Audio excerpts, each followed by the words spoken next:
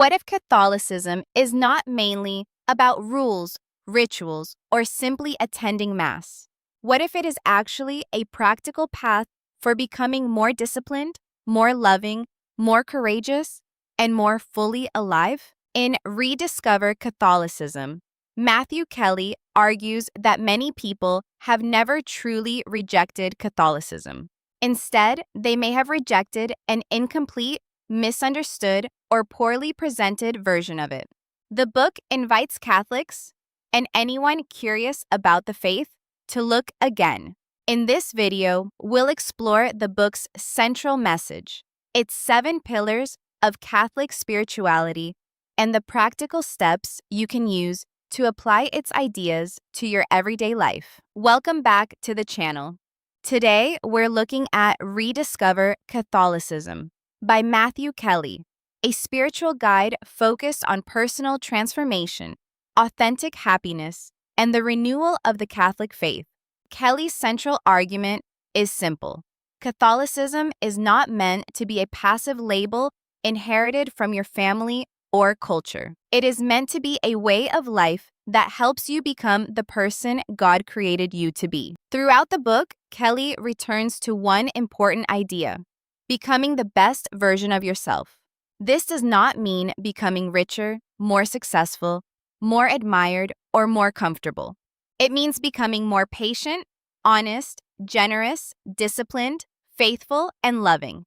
It means growing in holiness. Kelly begins by examining the dissatisfaction many people experience in modern life. We are constantly encouraged to believe that happiness can be found through achievement, entertainment, possessions, popularity, pleasure, or status. But even after reaching our goals, we often discover that the satisfaction does not last. There is always another purchase to make, another achievement to chase, another experience to seek, or another person whose approval we want. Kelly identifies 3 attitudes that can quietly weaken our spiritual lives. The first is individualism. Individualism places the self at the center of everything. The main question becomes, what do I want? Other people, moral values, responsibilities, and even God can become secondary. Healthy independence is valuable, but extreme individualism can make us isolated, self-focused, and resistant to sacrifice. The second attitude is hedonism. Hedonism treats pleasure as the highest good. It suggests that if something feels good, it must be good, and if something is difficult or uncomfortable, it should be avoided. But many of the most meaningful things in life require sacrifice. Strong relationships, parenthood, faithfulness, service, discipline, and personal growth are not always comfortable. The third attitude is minimalism. Minimalism asks, what is the least I have to do? In spiritual life, this can sound like, how often do I really need to pray? How late can I arrive at Mass? What is the minimum required of me? Kelly challenges readers to replace this attitude with a more generous question. What is the most loving and faithful person I can become? The alternative to these cultural pressures is what Kelly calls the authentic life. An authentic life is aligned with your deepest purpose. According to the book, your purpose is not simply to accumulate experience, accomplishments, or possessions. Your purpose is to grow in holiness and become the person God created you to be. This gives us a practical decision-making tool. Before making a choice, ask, will this help me become the best version of myself? Will this decision make me more patient or more selfish? More courageous or more fearful? More generous or more possessive? More honest or more deceptive? The best version test moves spirituality out of the church building and into ordinary life. It applies to how you speak to your family, how you treat coworkers, how you spend money, how you use your phone, how you respond to stress, and how you behave when no one is watching. Holiness, in this view, is not separate from everyday life. It is built through everyday choices. Kelly points to the saints as examples of what an authentic life can look like. The saints were not all the same. They had different personalities, backgrounds, talents, weaknesses, and missions. Some served the poor, others taught, led, prayed, wrote, suffered, or defended the faith. What united them was not a single personality type. It was their willingness to cooperate with God. They developed discipline. They acted courageously. They accepted sacrifice. They lived with a clear sense of purpose. The lesson is not that every person must copy a particular saint. The lesson is that holiness is possible in many different forms. You are not called to become someone else. You are called to become the holiest and most loving version of yourself. The practical heart of the book is Kelly's 7 pillars of Catholic spirituality. These pillars are habits that help strengthen a person's relationship with God and gradually reshape their character. The first pillar is confession, also known as the sacrament of reconciliation. Kelly presents confession as more than listing mistakes.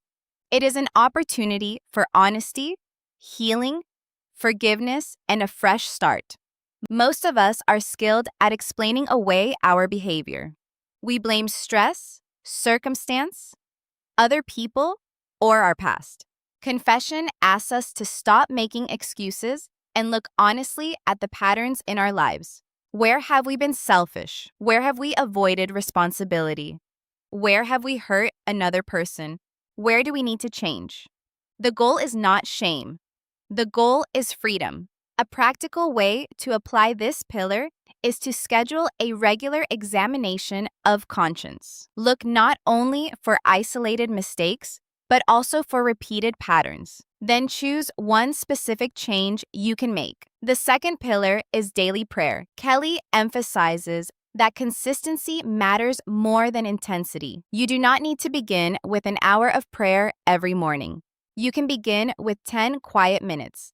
Use that time to express gratitude, speak honestly about your life, ask for guidance, and sit in silence. Prayer is not only about talking to God, it is also about creating enough inner quiet to listen. In a world filled with notifications, noise, entertainment, and constant stimulation, silence can feel uncomfortable.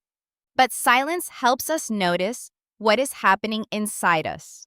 It reveals our fears, desires, priorities, and attachments. A simple daily prayer routine could include 3 questions. What am I grateful for? Where do I need help? What is God inviting me to do today? The third pillar is the Mass. Kelly argues that Mass should not be treated as a weekly task to complete. It should shape the rest of the week. The experience of Mass often depends on the level of preparation and participation we bring to it. One practical strategy is to read the Sunday scripture readings before arriving. You can also bring one question, burden, intention, or decision with you. During the readings, prayers, and homily, listen for one phrase that speaks to your current situation. After Mass, write that phrase down, then ask, how can I live this during the coming week? The goal is to move from passive attendance to active participation. The fourth pillar is Scripture. The Bible gives Christians a larger story through which to understand life. It changes how we think about success, suffering, forgiveness, relationships, hope, and human dignity. But the Bible can feel overwhelming if you do not know where to begin. A simple starting point is one of the Gospels. Read a short passage each day. Then ask 3 questions. What does this reveal about God? What does it reveal about human nature? What is one action I can take because of it? The purpose is not merely to gather information. The purpose is transformation. The 5th pillar is fasting. Fasting teaches self-control. It reminds us that we do not need to obey every appetite, impulse, or desire. Modern culture often tells us that freedom means doing whatever we want. Kelly presents a different view. Real freedom is the ability to choose what is good, even when something else feels easier or more pleasurable. Fasting can involve food, but it can also involve social media, entertainment, unnecessary spending, complaining, or another habit that controls too much of your attention. The key is to give the fast a spiritual purpose. Use the moment of discomfort as a reminder to pray, become more grateful, or serve someone else. Fasting should make us more humble and loving, not proud or harsh. The sixth pillar is spiritual reading. Most of what we consume shapes us. The books we read, videos we watch, conversations we have, and messages we absorb influence our beliefs and behavior. Spiritual reading intentionally exposes us to wisdom. This might include the lives of saints, works on prayer, Christian classics, or books about virtue and discipleship. You do not need to read large amounts. Even a few pages a day can influence the direction of your thoughts. A helpful practice is to record one sentence or idea from your reading. Then ask, how can I apply this today? The seventh pillar is the Rosary. The Rosary is a form of prayer that invites reflection on the life of Jesus through the perspective of Mary. For someone unfamiliar with the practice, the repetition may initially feel unusual, but the repetition is meant to quiet the mind and create space for contemplation. You do not need to begin with the entire Rosary. You can begin with one decade. Focus on the mystery being remembered. Imagine the scene. Consider the emotions, choices, and virtues present within it.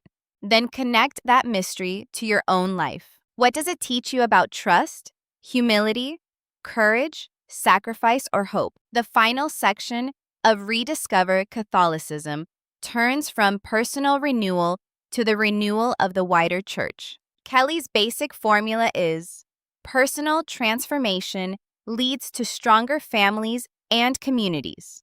Stronger communities create a more credible Christian witness.